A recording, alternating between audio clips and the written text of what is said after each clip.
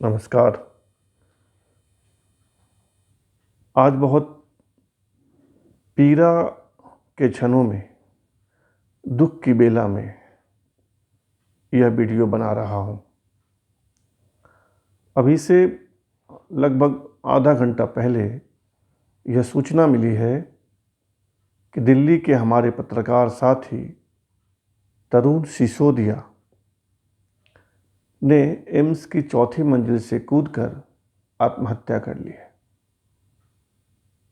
अभी कुछ दिनों पहले यह सूचना मिली थी कि नागपुर के एक पत्रकार साथी ने तनख्वाह कम किए जाने के भय से आत्महत्या की कोशिश की।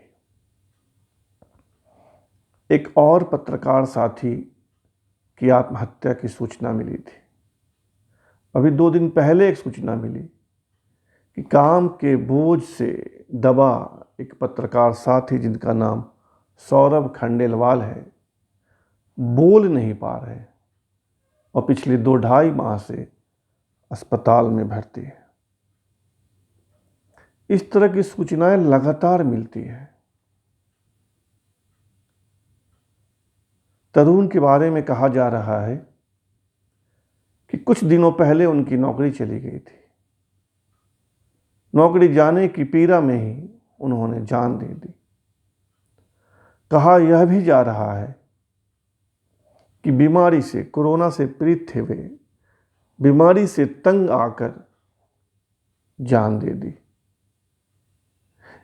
मित्रों, इस कोरोना काल में एक मोटे अनुमान के अनुसार लगभग 1 लाख लोग अपनी जान दे चुके हैं पिछले 2-3 माह में। क्यों हो रहा है ऐसा? और खासकर मीडिया के बंधुओं से मैं बात करना चाहूंगा कि वे ऐसा क्यों कर रहे हैं। नौकरी चली जाएगी, नौकरी चली गई, नौकरी में बहुत पीड़ा है, बहुत कष्ट है, बहुत प्रेशर है, तो क्या हम जान दे दें? क्या जान देना समाधान है? क्या जान देना सॉल्यूशन है? नहीं। मैं मानता हूं कि यह एक थैंकलेस जॉब है। मैं मानता हूं कि यह बेकार किस्म का काम है। मैं यह मानता हूं कि यह कोई कैरियर नहीं है। मैं ईश्वर से प्रार्थना करता हूं कि इतने साल मीडिया में गुजारने के बावजूद कोई हमारा परिचित, कोई हमारा जानने वाला अपनी अगली पीढ़ी को पत्रकारिता में ना भेजे। मैं सलाह भी नहीं दूंगा, लेकिन जो लोग आ गए हैं, जो लोग काम कर रहे हैं और उनकी नौकरी चली जा रही है या जाने का भय सता रहा है,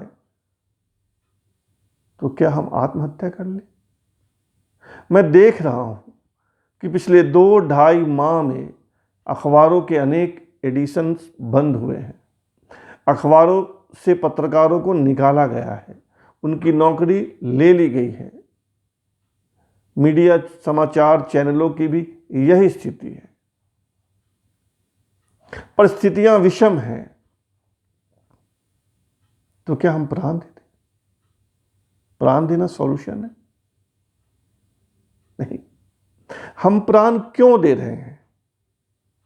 कि नौकरी नहीं रहेगी, तनख्वाह नहीं मिलेगी, तो मकान का EMI कहां से देंगे? जो हमने गाड़ी खरीदी है उसकी किस्त कहां से देंगे? हमने जो जीवन बीमा करवाया है उसका प्रीमियम कहां से देंगे? बच्चे की फीस कहां से देंगे? यही ना। ठीक है, मकान का EMI नहीं देंगे, बैंक वाला नोटिस देगा, और क्या होगा? गाड़ी की EMI नहीं देंगे, बैंक वाला अपनी गाड़ी ले जाएगा, और क्या होगा? इससे भी खतरनाक कुछ हो सकता है क्या? नहीं ना। फिर जान देने का मतलब? जब आपके मन में ऐसे बुरे ख्यालात आए तो आप सबसे भ्रष्ट की कल्पना कर लीजिए कि सबसे वर्स्ट क्या हो सकता है, सबसे बुरा हमारे जीवन में क्या हो सकता है, और वहीं से जिंदगी की शुरुआत कीजिए। देखिए कि उस परिस्थिति के बावजूद हम जी सकते हैं या नहीं। हम जी सकते हैं मित्रों।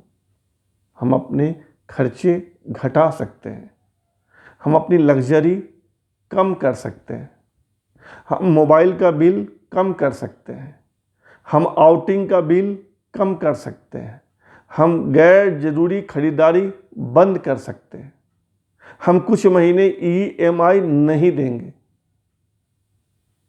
और भी भ्रष्ट हो गया, स्थितियां और भी खराब हो गई, हम अपने कुछ सामान बेच देंगे। लेकिन जान क्यों देंगे?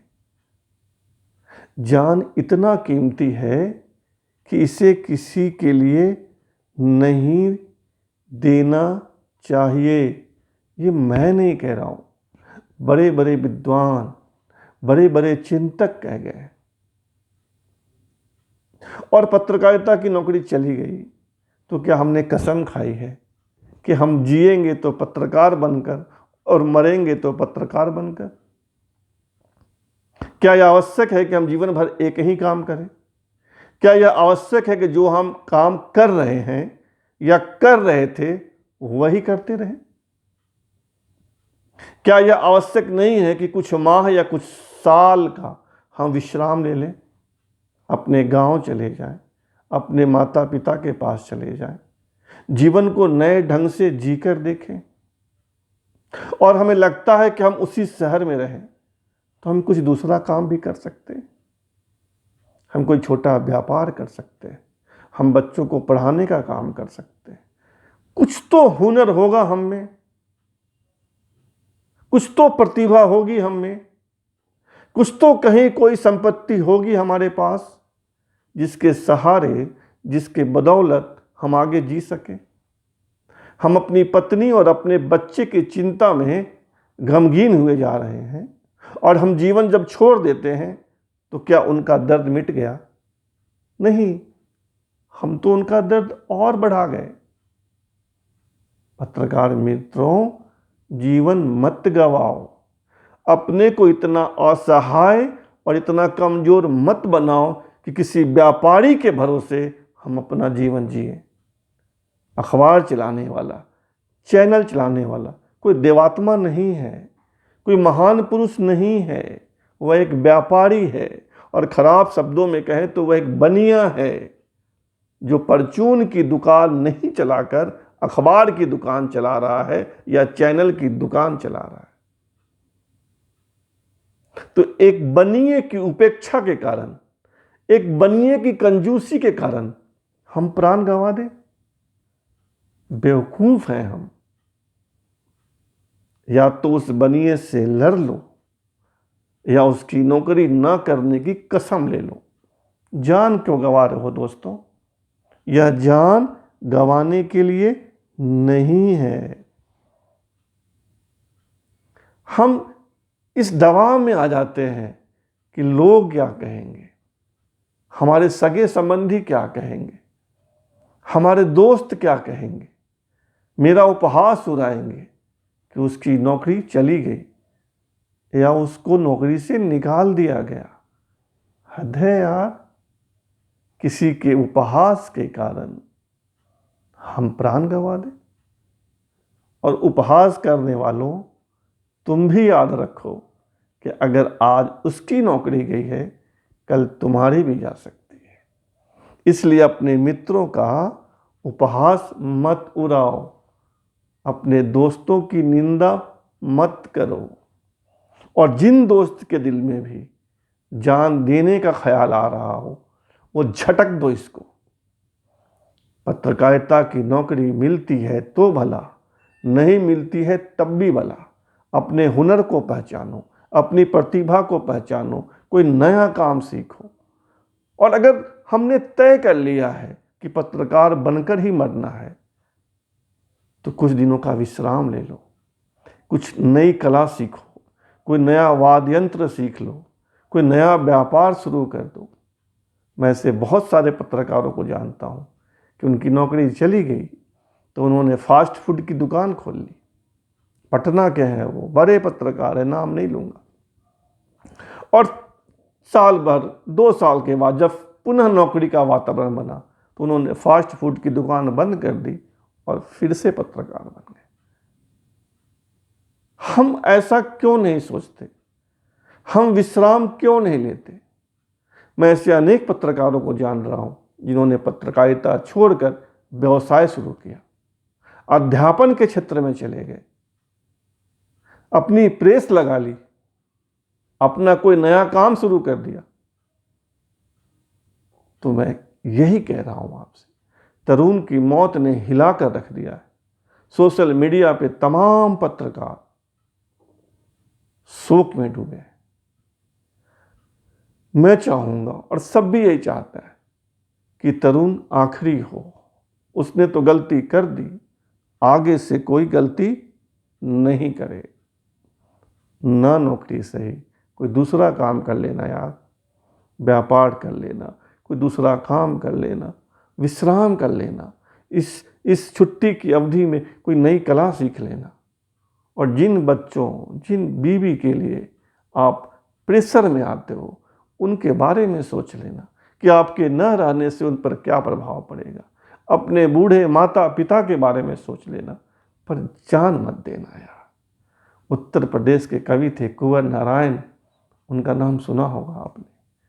उनकी एक कविता है, कोई दुख मनुष्य के साहस से बड़ा नहीं, कोई दुख मनुष्य के साहस से बड़ा नहीं, हारा वही जो लड़ा नहीं। और हम तो पत्रकार हैं यार, कलम के सिपाही हैं, हमने तो लड़ना ही सीखा है। हमने पलायन कब सीख लिया? तरुण, आपने बहुत बड़ी गलती की है। कोई हमारा दूसरा साथी तरुण न बने, इसी आकांक्षा के साथ धन्यवाद, बहुत बहुत धन्यवाद।